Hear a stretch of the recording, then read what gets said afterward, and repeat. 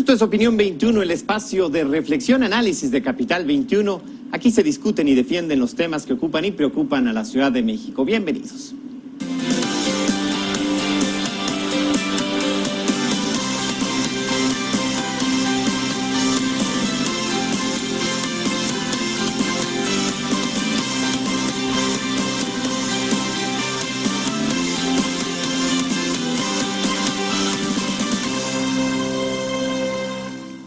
Paisano, la Ciudad de México te recibe. El tema de esta noche aquí en Opinión 21. Para discutirlo, para abordarlo, nos acompañan tres personalidades a quienes me permito presentar. Ella es Amalia García Medina, quien es secretaria del Trabajo y Fomento al Empleo de la Ciudad de México. Secretaria, bienvenida. Gracias, con gusto. Igualmente. Está también con nosotros la licenciada Jacqueline Loaz Tapia. Ella es presidente del Consejo para Prevenir y Eliminar la Discriminación de la Ciudad de México. Jacqueline, bienvenida. ¿Qué tal? ¿Cómo estás? Gracias por la invitación. Al contrario. Y está también con nosotros el doctor Luis Wertmann Zaslav, quien es presidente del Consejo Ciudadano de Seguridad Pública y Procuración de Justicia de la Ciudad de México. Luis, también. Buenas noches. Qué gusto recibirlos. Y antes de entrar en conversación, ¿qué les parece si vemos el siguiente material? El pasado 17 de enero, 3 días antes de la investidura de Donald Trump como presidente de los Estados Unidos, el jefe de gobierno de la Ciudad de México anunció que, ante la amenaza de las políticas antiinmigrantes del republicano, la capital del país será una ciudad santuario para los connacionales que pudieran ser deportados o que quisieran retornar. Al respecto, el doctor Mancera Espinosa declaró: "Nosotros tendremos que decirles que pueden regresar aquí a la ciudad y que nosotros vamos a trabajar con ellos. Esta ciudad se ha consolidado en el tema de la migración como una ciudad ejemplo, como una ciudad de las que llaman santuario". El mandatario local viajó a territorio estadounidense para reunirse con los líderes de asociaciones migrantes, para conocer sus necesidades y así definir el apoyo que recibirán de la CDMX. También sostuvo encuentro con los alcaldes de Los Ángeles y Chicago para compartir experiencias en materia de políticas de protección. El gobierno de la Ciudad de México puso ya en marcha una primera estrategia de atención a connacionales. Se trata de una medida integral en la que participan 8 dependencias de la administración local y que ofrecen desde información hasta apoyo psicológico. Paisano, la CDMX te recibe. Pues ahí justamente la información, secretaria. ¿Cuál es la preocupación del gobierno de la Ciudad de México frente a las políticas de Donald Trump, particularmente las que tienen que ver con nuestros connacionales? Bueno, la principal preocupación, indignación, yo diría, es la violación a los derechos humanos, porque la deportación se hace en las peores condiciones. Los llevan a centros de detención, pueden estar días, pueden estar semanas, pueden estar meses, los separan de sus familias, se quedan los hijos que nacieron en los Estados Unidos, se queda su patrimonio, no pueden cobrar su último cheque, no tienen acceso a sus cuentas de banco y cuando los envían en aviones fletados por el gobierno norteamericano, vienen esposados de manos, si protestan los esposan de pies y además les ponen cámaras en el sanitario del avión, de tal manera que la preocupación es la brutal violación a los derechos humanos de los trabajadores migrantes. Y yo utilizo el término trabajadores migrantes y sus familias porque es el término que utiliza la OIT internacionalmente con los migrantes. Y los mexicanos se fueron por razones laborales. Claro, y es que además también ahí, Jacqueline, todo esto viene acompañado de un discurso de odio, de discriminación que se contagia desde Estados Unidos y que nos toca también a nosotros, ¿no? Al recibirlos. Claro que sí, desafortunadamente nos estamos topando con un discurso de odio que no nos sorprende, que ha estado allá. El tema de las personas afro en Estados Unidos es un tema muy complejo, lo hemos visto durante muchos años. El tema de las personas latinas también se empieza a hacer complicado y entonces detonan estas conductas de xenofobia, estas conductas de racismo y, como bien decía la secretaria, es una violación grave a los derechos humanos, pero además es un racismo brutal el que se está haciendo con ellas y con ellos, y además el desprendimiento y el desgarre que significa esto a las familias. Socialmente, Luis, ¿esto qué implicaciones tiene? El de un momento a otro sacar de su contexto social a estas personas y también la amenaza de la separación de las familias? ¿Qué implica a nivel social? Bueno, esta es la fórmula perfecta de la depresión.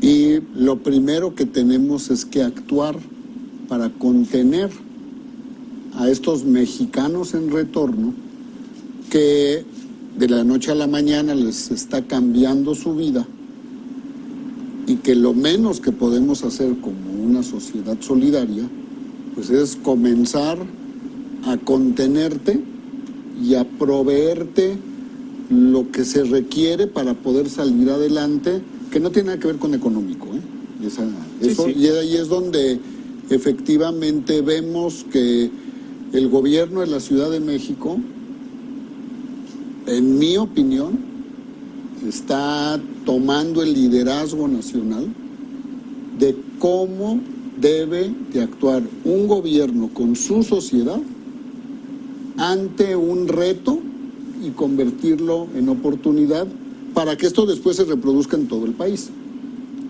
Pero ante todo, sí, esa contención emocional es lo primero que vemos que requiere una persona de cualquier índole, cuando de la noche a la mañana prácticamente te cambió tu vida. Ha tocado el doctor un tema muy interesante, secretaria, que tiene que ver con la sociedad. Nosotros, el resto de los mexicanos, quienes estamos aquí en México, estamos conscientes de la problemática real que esto implica y nos mostramos solidarios más allá de los mensajes que podamos escribir en redes sociales o en unas conversaciones a bote pronto con los círculos cercanos. Yo lo que percibo, lo que veo es que quien tiene algún familiar, algún conocido de hace mucho tiempo, recientemente en los Estados Unidos, tiene una actitud absolutamente solidaria. Quien no tiene esa cercanía, en realidad no hay rechazo. La Ciudad de México es una ciudad que tiene una población que siempre ha sido abierta, hospitalaria, con quienes o sufren un desastre o están en una situación de gran vulnerabilidad. Pero estoy segura de que lo que requerimos es hacer una gran iniciativa cultural de recibimiento. Ya de todos modos hay antecedentes muy importantes para la ciudad. Aquí hay una ley, la ley de interculturalidad, que establece que la Ciudad de México es una ciudad hospitalaria.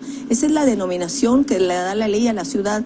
También la ley establece que los migrantes, aquellos que vienen de otros países, se consideran huéspedes de la ciudad, y existe además una política de respaldo a nuestros migrantes en retorno que no es reciente, pero que se ha reforzado con la decisión del doctor Mancera. Es decir, es una ciudad solidaria, pero no es suficiente que existan estas leyes y que haya antecedentes de solidaridad. Tenemos que hacer consciente que aquí en la Ciudad de México son recibidos, que van a ser abrazados y que todos los programas de los que goza toda la población, ellos también serán beneficiarios. Porque además son merecedores, ¿no? También son Claro. mexicanos. Jacqueline, tú conoces muy bien estos procesos de cambio social, particularmente estos cambios que tienen que ver con las ideologías, con las idiosincrasias. ¿Cómo lograr que los mexicanos, y particularmente los capitalinos, sepan contagiar este sentido de hospitalidad a los migrantes y a los mexicanos también, quienes se conservan allá, quienes se quedarán allá, este mensaje de respaldo y de respeto? Mira, indiscutiblemente va a ser un reto, y va a ser un reto importante, porque hay información que coloca a las personas que se van, inmigrantes, y que regresan en una especie de criminalización. Entonces, primero tendremos que trabajar mucho por ahí. A mí me parece que el trabajo de la Ciudad de México en ese sentido es sostenido. Constantemente estamos haciendo campañas, se está informando que no son criminales, que la situación es una situación de cambio de política exterior de Estados Unidos y que eso, bueno, claro que nos está afectando a ellos, que van a tener que retornar de un país del que se fueron para buscar un trabajo, pero ahora van a tener que retornar. Entonces, el primer reto va a ser la inserción social. Vamos a tener que trabajar con ellas y con ellos, que seguramente algunos manejarán bien el español, quizá otros todavía no. Vamos a hacer un trabajo de reinserción, que se sientan en su ciudad. Eso es por un lado. Pero por otro lado, también vamos a tener que trabajar con las personas que vivimos aquí aquí, que transitamos en la Ciudad de México, y saber que quienes son ellos son nuestros compatriotas, son nuestras hermanas, son nuestros hermanos, y que como tales hay que recibirlos. A mí me parece que los programas sociales que tiene el gobierno de la ciudad, por un lado va a poder abrazar y retomar muy bien la prestación de servicios para esa inserción social, y ir avanzando para no repetir historias ni de xenofobia ni de racismo, ¿no? Sino recuperar pues esta historia que cada uno de ellos dejó cuando se tuvo que ir de la Ciudad de México, cuando se tuvo que ir del país. También se corre el riesgo, Luis, ante el escenario que plantea Jacqueline, de pues criminalizarlos como los está criminalizando Donald Trump, pero también verlos con una estética o con una visión paternalista, también de victimización, que es un riesgo mismo, ¿no? Y es muy importante lo que dices. Yo creo que el programa se debería llamar Todos Somos Mexicanos, para que de entrada no se busque una diferenciación de los que están llegando, de los que aquí estamos, porque sin querer es lo que estamos haciendo, ¿no? Fíjate, estos son los que están llegando aquí, nosotros somos los que estamos aquí. Entonces, no, a ver, somos todos iguales y todos estamos aquí. La otra cosa es, lo que esté pasando allá, no quiero llevarlo a una situación simplista, pero nosotros nos tenemos que ocupar de lo que está pasando aquí. Y claro, nuestras autoridades, los apoyos que puedan generar ante la ley americana es muy válido, pero nuestra respuesta más fuerte tiene que venir en cómo vamos a abrirles los brazos y cómo vamos a aprovechar esta gran oportunidad. Yo lo veo y lo digo como que tuvimos la suerte de mandar a maquilar al extranjero una generación y nos la están devolviendo ya como el producto terminado. Ojo, estamos hablando de gente, estamos hablando de vidas, capital ¿no? humano, ajá. Y entonces te están regresando biculturales, bilingües, con cultura del esfuerzo, con disciplinas deportivas, la gran mayoría de jóvenes, con toda una serie de características que muchas de las veces es lo que nosotros deseamos que aquí vayamos también adquiriéndolas, ¿no? Y entonces esa oportunidad es ahorita ese reto. ¿Lo vamos a aprovechar o lo vamos a desperdiciar?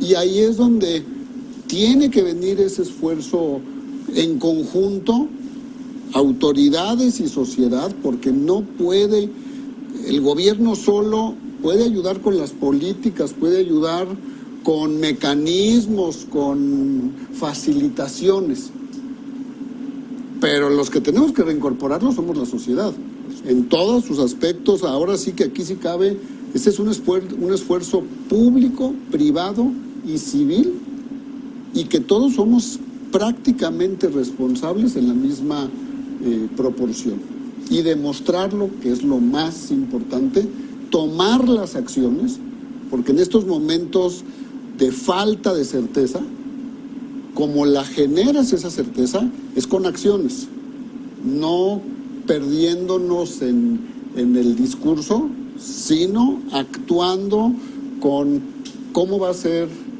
actuar en tal parte, ¿para qué? Para darle esa certeza a esa gente que está llegando aquí, pues de que no va a seguir perdida en un limbo, a ver hasta cuándo va a poder, ¿no? Claro.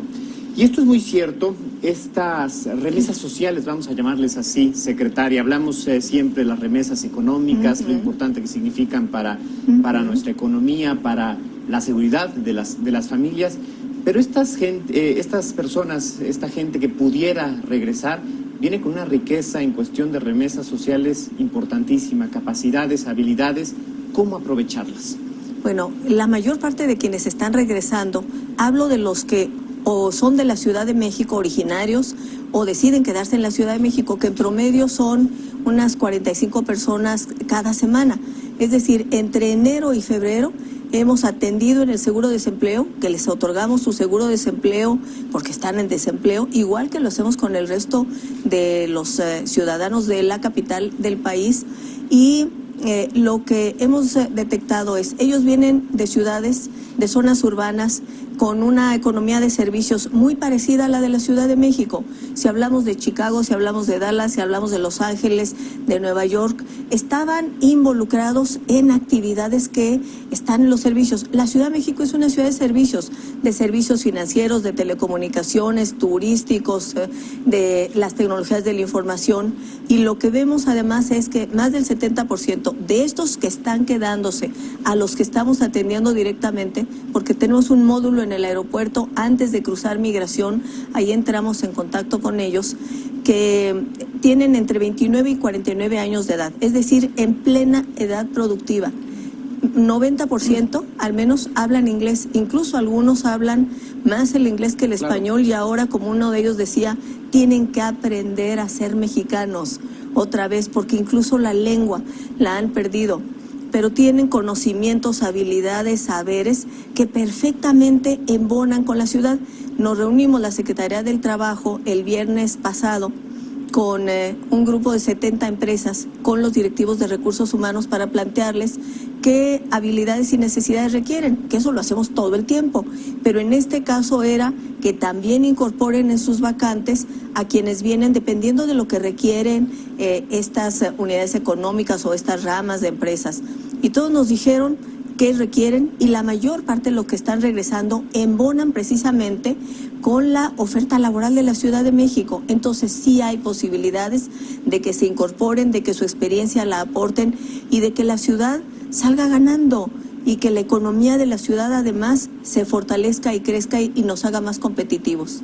Jacqueline, también debemos de reconocer que vienen con otra riqueza social que tiene que ver con una cultura de la democracia mucho más desarrollada, con un respeto a la legalidad también distinto al de nosotros, del que podríamos aprender. ¿Cómo tener la humildad justamente para reconocer esto y dejar que también esta sea su aportación? Bueno, mira, yo creo que primero hay que reconocerles que nadie puede ser extranjero en el propio lugar donde naciste, en tu patria, pues, ¿no? La manera en que los recibamos, ¿no? Y reconozcamos toda esta serie de valores que van a traer. Yo estoy convencida que quienes vivimos en la Ciudad de México tenemos esta gran capacidad de adaptarnos. Estamos acostumbradas a ser una ciudad multicultural, una ciudad cosmopolita, ¿no? Y esto creo que nos facilita a los capitalinos, los que vivimos en la CDMX, a reconocer y a recibir a quienes vienen de otros lugares. Ahora, con mucho más importancia, si esos que vienen son nuestros, vienen en retorno, claro. Simplemente están retornando. Una de las tareas de la Ciudad de México es brindar las herramientas necesarias para que la inserción sea lo más rápido posible. Eso es como lo que nos toca a los entes de gobierno, nos toca a las instituciones, ¿no? Y a la sociedad lo que nos toca es, bueno, pues descubrir en esas personas esas riquezas que nos pueden aportar. ¿Es un tema de humildad?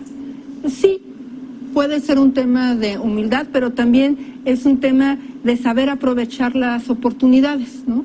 Y entonces si el otro, si la otra trae una nueva manera de mirar ciertos ejercicios de tránsito, por ejemplo, que me parece que son los que más se hablan en la discusión de familia, ¿no? Cuando vamos a Estados Unidos, respetas todo y porque aquí no, ¿no? Estas discusiones que se construyen en las casas, en las familias, bueno, pues aprenderlo, ¿no? Pero aprenderlo sabedores que ellas y que ellos son igual que nosotros. Claro.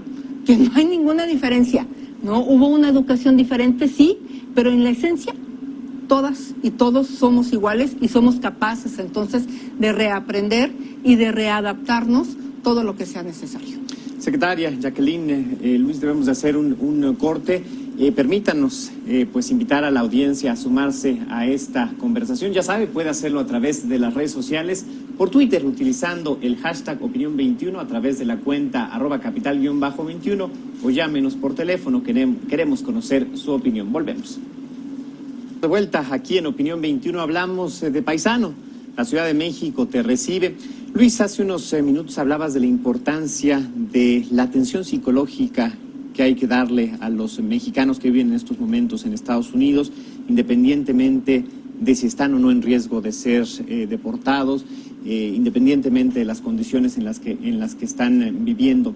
¿Cuál es la línea que ha habilitado el Consejo Ciudadano? También ha hecho lo propio Locatel. ¿Cuál es la importancia de esta atención psicológica y la asesoría legal en estos instantes? Yo lo que pediría es, primero, que tengan presente, si estás dentro de la Ciudad de México, te comunicas al 55 33 55 33. La línea ciudadana que las todos 24 conocemos. horas, los 7 días de la semana, y tienes a una batería de 40 psicólogos que están para atendernos como ciudadanos, pero también ya con una preparación específica sobre las situaciones que un migrante en retorno puede estar viviendo, el tipo de angustia, el tipo de miedos, la tristeza, toda una serie de sentimientos que a veces no son exactamente los mismos cuando ya estás habituado al ritmo de la ciudad. Claro. Si estás en el resto del país,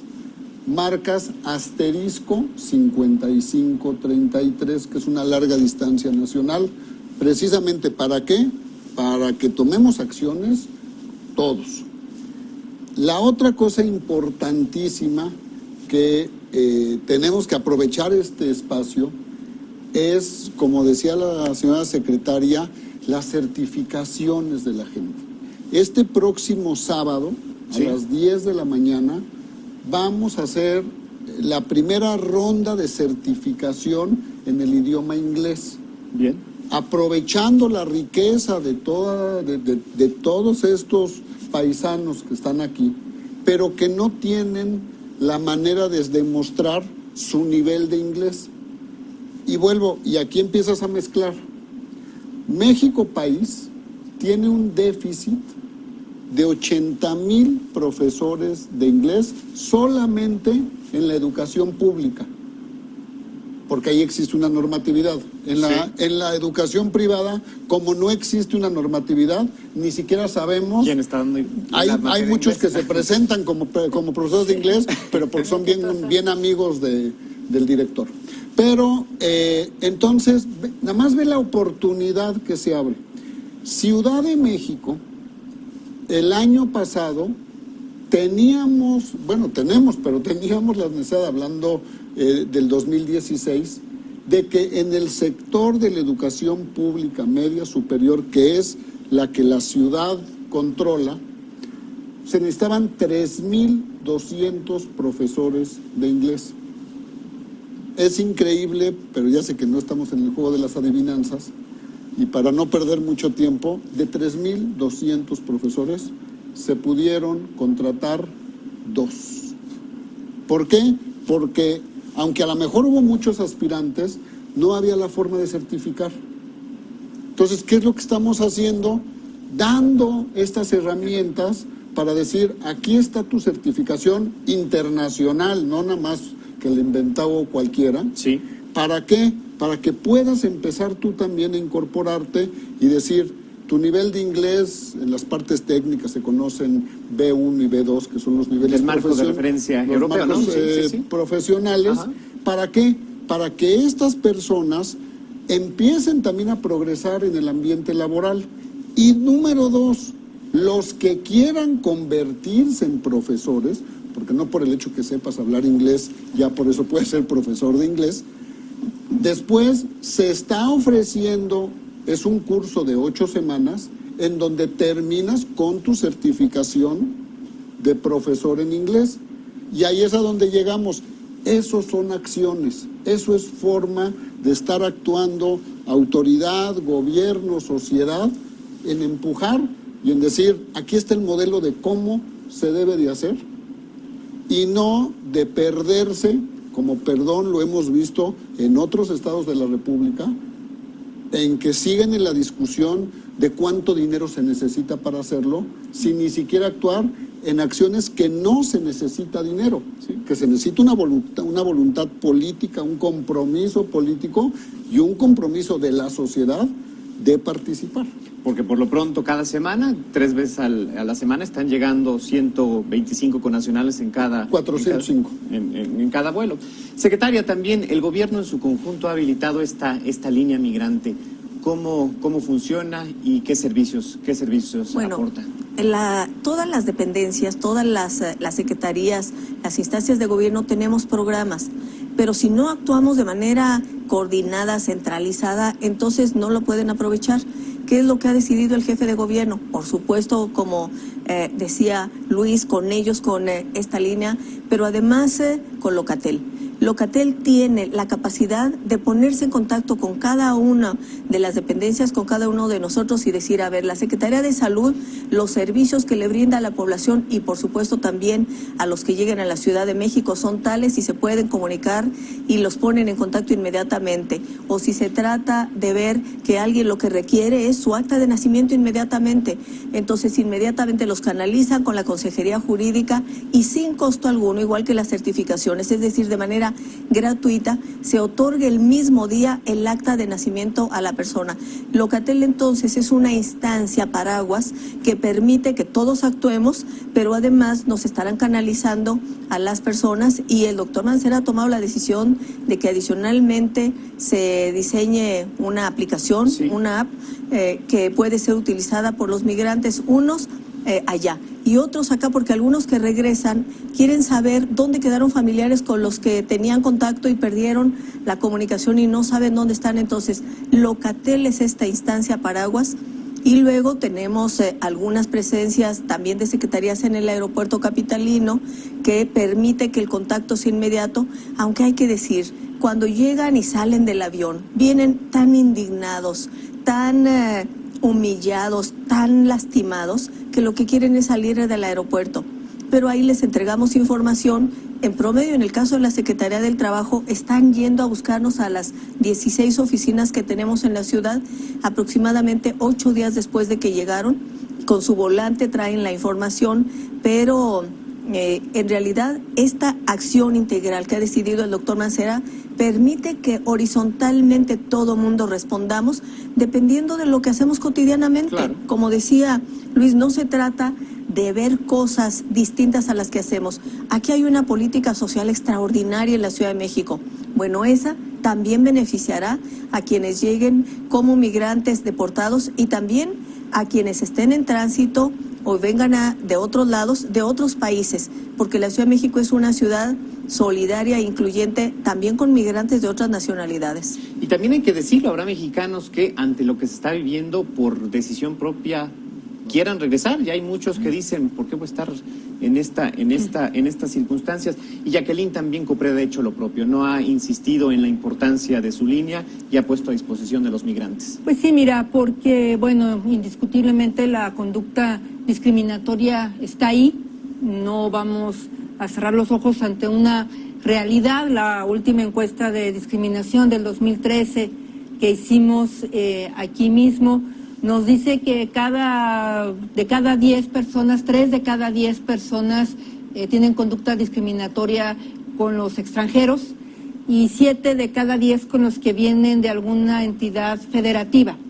Entonces, bueno, es una realidad que está ahí. Lo que nos toca a nosotros como Consejo, el mandato, la instrucción que se nos ha dado desde el jefe de gobierno para articularnos es garantizarles el trato igualitario, es decir, que en todas las instancias de gobierno se les garantice buena atención, sin discriminación, sin maltrato, con la información necesaria, con la traducción que requieran cuando así sea necesario, pero también protegerles y garantizarles el derecho a la identidad.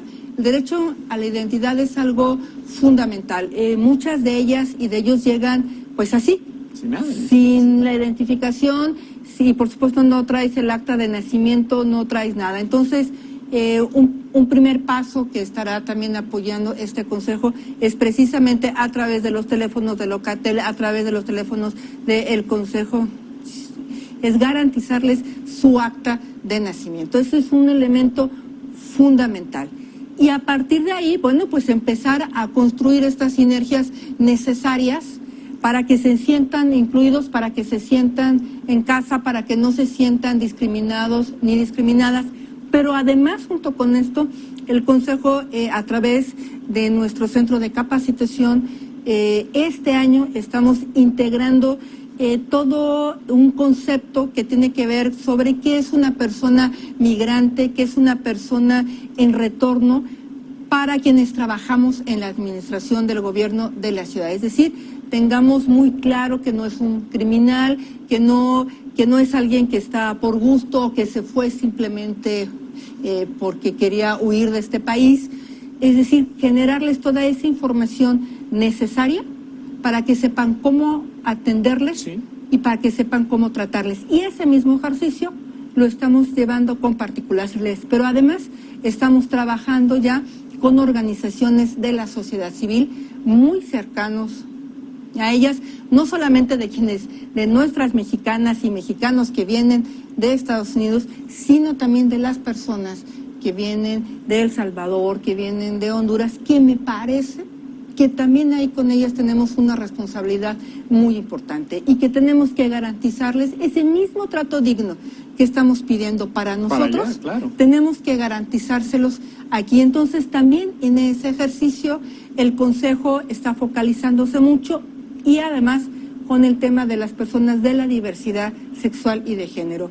Hemos abierto una línea de atención ahí, porque no solamente es un tema de identidad, muchas veces de su acta de nacimiento, sino también de cambio de identidad de género que tenemos que hacerles.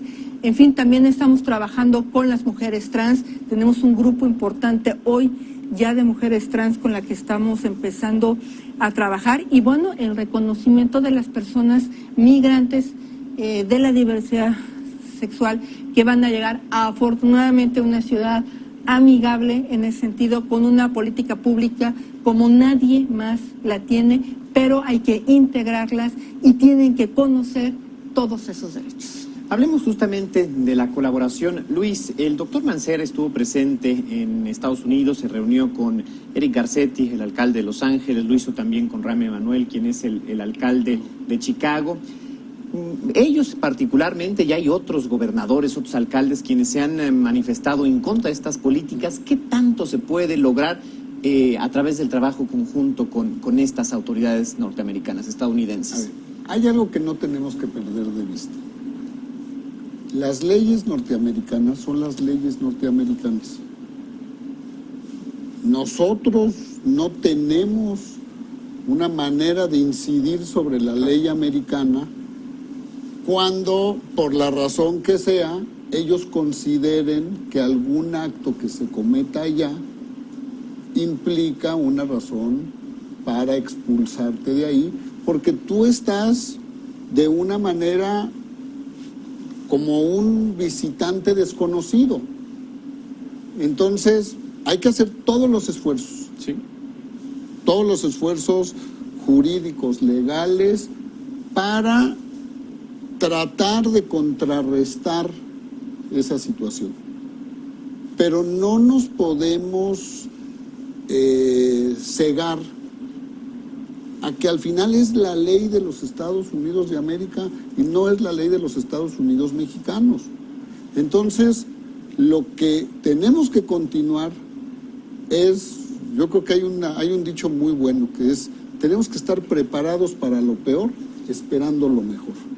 Tenemos que tener esos puentes con esas ciudades amigas, esas ciudades hermanas, esos gobiernos de estados que también esperemos que se empiecen a pronunciar en los Estados Unidos, pero no perder nuestra vergüenza o avergüenzamiento, perdón si no me estoy expresando correctamente, como sociedad, que esa gente se fue de México porque aquí no encontraba las oportunidades. Y que eso es lo primero que también, como sociedad mexicana, tenemos que sentirnos avergonzados, decir, te fuiste de aquí no porque quisiste. Ojalá y lleguemos algún día que México sea un país que te vayas porque te quieras ir, no porque te tengas que ir. Y entonces, ¿qué hagamos? Que otra vez, tomando ese liderazgo como Ciudad de México, como gobierno de la Ciudad de México, como sociedad de la Ciudad de México, demostremos cómo sí se pueden hacer las cosas aquí y cómo sí las podemos ahora sí que capitalizar en toda la extensión de la palabra de esta riqueza que tenemos en nuestras manos. Y agregaría yo de lo que te decía Jacqueline, identidad es importantísima, identificación. Una vez más, hay que hablar bien cuando de veras se tiene que hablar bien. El gobierno de la Ciudad de México está haciendo la tarea. Cuando estos mexicanos en retorno son puestos en estos centros de deportación, el Instituto Nacional de Migración hace un muy buen trabajo en expedir lo que se llama el certificado o la carta o el comprobante de repatriación. Y eso es lo que se vuelve tu documento de que eres mexicano. Sí. Bueno, con ese documento, la Ciudad de México es la primera que está aceptando ese documento para hacer trámites, porque si no naciste en la Ciudad de México, pues en el registro civil va a estar difícil que tenga un acta de nacimiento que no es de la Ciudad de México. Claro. Pero, por ejemplo, la Secretaría de Movilidad va a comenzar a expedir licencias de manejo con ese documento, obviamente pasando los requisitos de saber manejar, la prueba propia. No regalando, porque tampoco el migrante quiere que le regales. Ahí está otra vez, no tenemos que caer en paternalismo. Pagando lo que cuesta la licencia, pero diciendo, déjame certificar mis habilidades. Oye, tienes gente que eran choferes de autobuses, de trailers, o sea, gente en extremo capacitada, que lo único que necesita es, dame esa certificación para que yo pueda acercarme y conseguir el trabajo, y voy a empezar a darle valor agregado a todo ese trabajo que voy a estar haciendo. Y de nuevo, vas a tener un grupo de compañías alrededor, que no quiere decir que se van a estar peleando por la gente, pero que nos va a ayudar a todos a mejorar en muchísimos servicios de la ciudad. Secretaria, hablamos de este trabajo en conjunto de alguna u otra manera con el Instituto Mexicano de Migración. ¿Cómo es también el trabajo con otras entidades del gobierno federal? Por ejemplo, la vinculación con el programa federal que existe, que está funcionando, con el sistema consular en Estados Unidos, con otras autoridades a nivel estatal. ¿Cómo se da ya esto? Bueno, lo que ha decidido el doctor Mancera, que es muy importante, es fortalecer la asesoría a los mexicanos que están en los Estados Unidos a través de 2 oficinas que ya tiene el gobierno de la ciudad allá. Tiene una oficina en la ciudad de Los Ángeles, sí. Tiene otra oficina en Chicago, y además hay un área de atención a asuntos internacionales que encabeza el ingeniero Cuauhtémoc Cárdenas. ¿Qué hacer a partir de esta presencia que tiene el gobierno de la ciudad para atender a nuestros paisanos que están en Estados Unidos? Uno es el poder orientarlos sobre lo que van a encontrar aquí en la Ciudad de México, en qué se les puede respaldar. Pero también la instrucción del doctor Mancera es que se entre en contacto con toda la red consular, que son 50 consulados que hay en los Estados Unidos de parte del gobierno mexicano, y yo diría, pondría en el centro tal vez el asunto más sentido, más relevante de todos los migrantes, y es no perder la capacidad de relación y también de tutoría con sus hijos. Entonces, ¿qué es lo que con los consulados y también la presencia del gobierno de la ciudad en Estados Unidos está recomendando? Que vayan y registren a sus hijos que nacieron en los Estados Unidos, que tienen la nacionalidad norteamericana, como mexicanos, porque México reconoce el derecho a la doble nacionalidad. Hace algunos cuantos años se reformó la Constitución. ¿Eso qué significa? Que si a ellos los deportan y sus hijos se quedan allá, puesto que son norteamericanos nacidos allá y no tienen la nacionalidad mexicana también, el gobierno norteamericano los puede dar en adopción los llevan a un albergue, los dan en adopción. Yo fui presidenta de la Comisión de Migración en la Cámara de Diputados hasta en la pasada legislatura y conocimos 7,000 casos, 7,000 niños que tenían solo la nacionalidad norteamericana, habían sido llevados a albergues y luego dados en adopción. Entonces, el asunto más urgente es recomendarles que lleven a sus hijos al consulado y que ahí saquen su acta de nacimiento para que tengan la doble nacionalidad, de tal manera que ellos puedan tener la tutoría de los hijos. Segundo, también el gobierno de la Ciudad de México en los Estados Unidos, a través de la red consular, pero también a través de la relación que tiene con instituciones académicas, las de Estados Unidos y las de México. La UNAM tiene también varias oficinas en los Estados Unidos, en varios estados de la Unión Americana, y a través de esto recomendarles que nombren a una persona adicional para que pueda también ir a cobrar su último cheque, para que pueda manejar su cuenta en el banco, para que su vehículo, que lo pongan a nombre también del familiar más cercano, la esposa, el hijo, etcétera, que tenga la nacionalidad, porque si no, si quiere traer su menaje, la única manera que tiene es, bueno, en un gran litigio junto con el consulado respectivo que lo apoye, pero si él ya nombró a alguien más como copropietario de estos bienes, entonces puede recuperar su patrimonio. Entonces creo que ahí el gobierno de la ciudad y en conjunto, por supuesto, con alcaldes como el alcalde Garcetti, como el alcalde Emanuel de Chicago, pueden establecer una información amplia a la comunidad migrante allá de qué cosas sí deben hacer para proteger su patrimonio, que además es su derecho. Y ya en una serie de rondas finales como conclusión, Jacqueline, ¿cómo lograr desde México empoderar a nuestros connacionales, a los mexicanos que están viviendo en el exterior, para lo que decía Luis, conocer cuáles son sus derechos, pero también cuáles son sus obligaciones y estar de la mejor manera, garantizar la mejor estadía en la Unión Americana? Bueno, yo creo que empoderados están, ¿no? Yo creo que ese no es el tema con las personas que viven en Estados Unidos y que van a venir a México, sino más bien creo que el reto es cómo logramos que todo ese aprendizaje que estuvo allá lo podamos usar acá y cómo hacemos para quienes estamos acá recibirlos con los brazos abiertos, ¿no?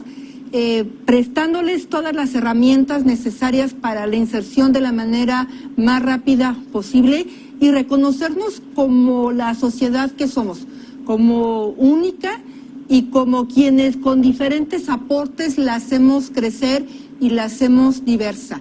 A mí me parece que ese es el reto principal que tenemos y por supuesto yo sí creo nada más que sí hay un reconocimiento en el marco de las leyes internacionales, ¿no? Y creo que no quiero dejar de decir que la violación de los derechos humanos que se hace en Estados Unidos sí viola acuerdos internacionales. La manera en que los maltratan, la manera incluso que ahora se nos está diciendo que se van a traer a México, sean mexicanos sí o no. O sea, también por un tema de apariencia.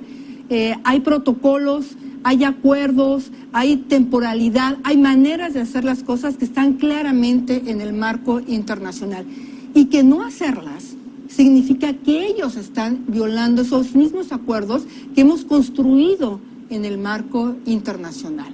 Entonces, por eso es que sí hay una exigibilidad desde México a Estados Unidos de cómo nos tiene que tratar y la manera en que esas personas tienen que retornar a nuestro país. No es como quieran, no es como se les dé la gana. Sí hay formatos, sí hay medios y se tienen que respetar más allá de que no nos quieran allá y más allá de la forma en que ingresamos allá. Yo tengo la idea de que el mundo es de todas y de todos y que nuestros pies y la planta de nuestros pies debería de poder pisar cualquier parte de este planeta.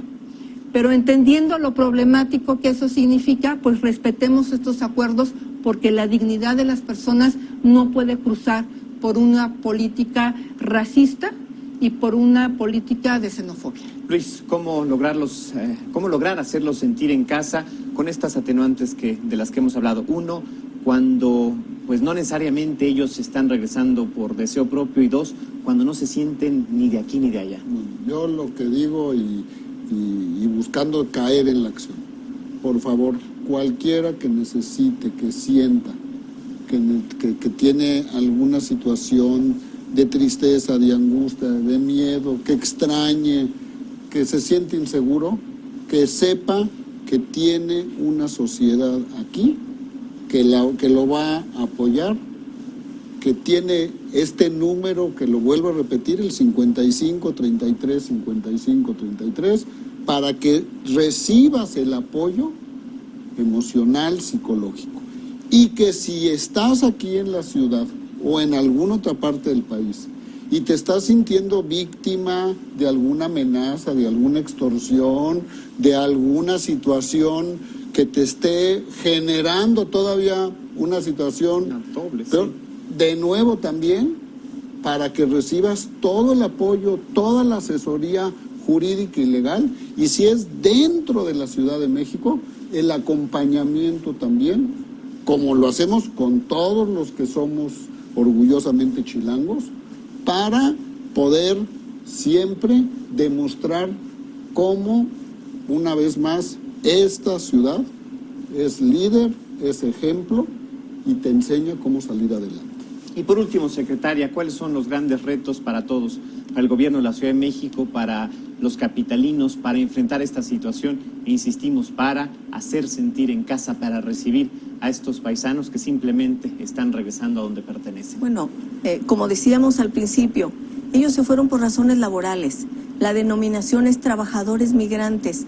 Entonces, lo que ellos más desean es tener un ingreso digno. La certificación de competencias laborales permite que lo que ellos adquirieron a lo largo de años les dé las posibilidades de inserción laboral, de mejor ingreso. Y yo creo que aquí el reto que tenemos es reconocer que nos van a dar mucho.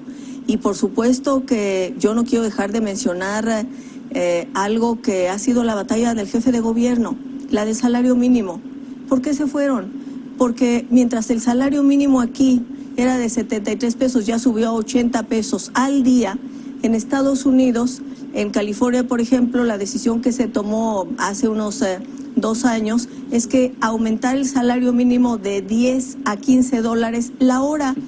Y entonces se fueron también por el diferencial salarial, y se requiere que aquí se paguen salarios dignos, que la gente que trabaja muy duro, que expresa su capacidad, su talento en su trabajo, como se ha dicho por el jefe de gobierno, no puede ser que al final del día llegue a su casa y no tenga ni siquiera para comer. Eso es inaceptable.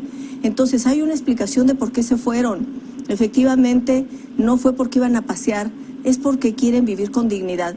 Y aquí el gran reto es que lleguen aquí, pero que a ellos y a todos se les garanticen mejores salarios, y por eso aquí unánimemente antes de entrar decíamos que la Comisión de los Salarios Mínimos, que por primera vez acepta que es insuficiente el salario mínimo, pues que ya se decidan a aumentarlo.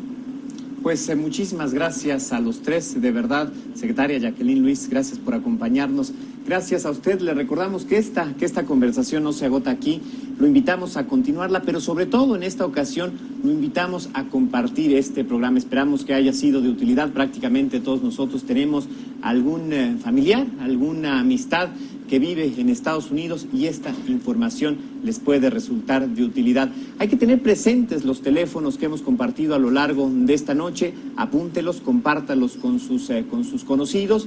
Son desde luego el teléfono de la línea migrante, el teléfono del Consejo Ciudadano, también está a sus órdenes Locatel, y por supuesto también en la línea de COPRED. Vale la pena estar al pendiente del programa federal de Somos Mexicanos y descargar la aplicación que también la Cancillería tiene para la atención consular. Desde luego también está ahí el número del CIAM. Toda esta información puede darnos herramientas y capacidad de reacción ante cualquier eventualidad. Muchísimas gracias por habernos acompañado esta noche. Lo esperamos el próximo jueves con un tema nuevo, con un tema distinto, con un tema diferente.